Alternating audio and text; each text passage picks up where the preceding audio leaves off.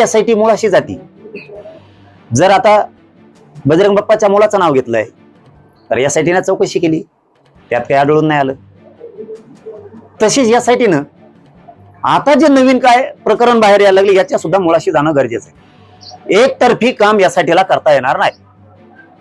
घुले बंधूचा कुटुंबियाचा विषय म्हणतात तर ठामपणानं सगळे त्यांच्या पाठीशी उभे आहेत. अजिबात त्यांना न्यायापासून कुणीही वंचित ठेवू शकत नाही, कोणीच.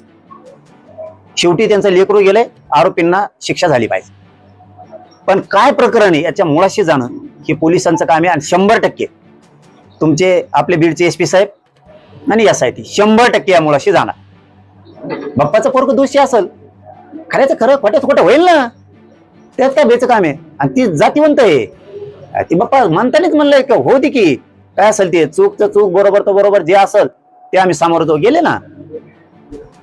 ज्यांनी करायला लावलं परळीवाल्यांनी तो यासारखे असे लपून तर नाही बसत, तो यासारखे असे लपित नाहीत ना आरोपी.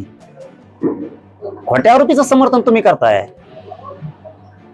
तुम्ही खून झाला तरी मला आमच्या खून नाही केला, तसे नियती आमच्या अजिबात नाहीत.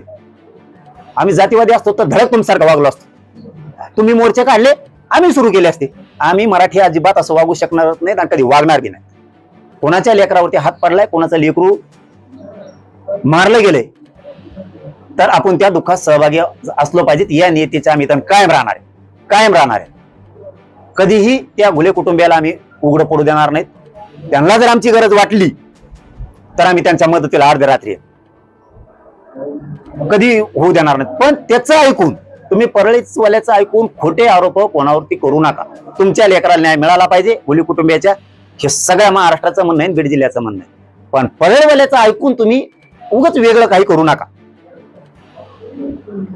आणि काय खरं खोटं असेल एसपी साहेब यासाठी बघून घेईल ना. बाप्पाचं पोरगा असेल तर बघून घेईल. पण खोटे आरोप करू नका, हे वारंवार सांगतो. ती तुमची जुनी सवय, ती बंद करा. हे विषय आता कळतोय बघा, ही खूप अवघड आणि सिरियस विषय. मग याच्यामध्ये स्वतः देवेंद्र फडणवीस साहेबांना आता लक्ष घालावं लागणार आहे.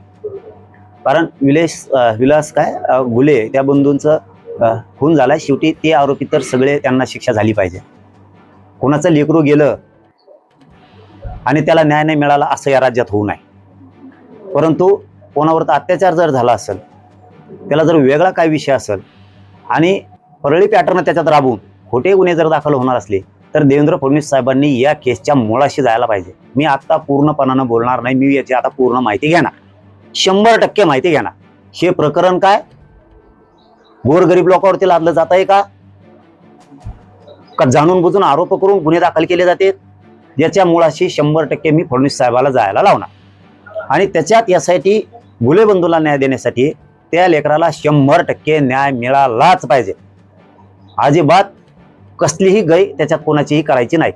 पण जी एसआयटी नियुक्त केली गेली त्या एसआयटीनं ह्या सगळ्या प्रकरणाच्या मुळाशी जाणं सुद्धा गरजेचं, एका बाजूनं नाही. एसआयटीचा अर्थ असा की ज्या खुनाचा तुम्हाला उलगडा करायचा आहे त्याचा उलगडा चहूबाजूने केला पाहिजे. याचे धागेदोरे कुठे आहेत, याचं मूळ काय, याच्या पूर्ण मुळाशी जाणं एसआयटीचं सुद्धा कर्तव्य आहे.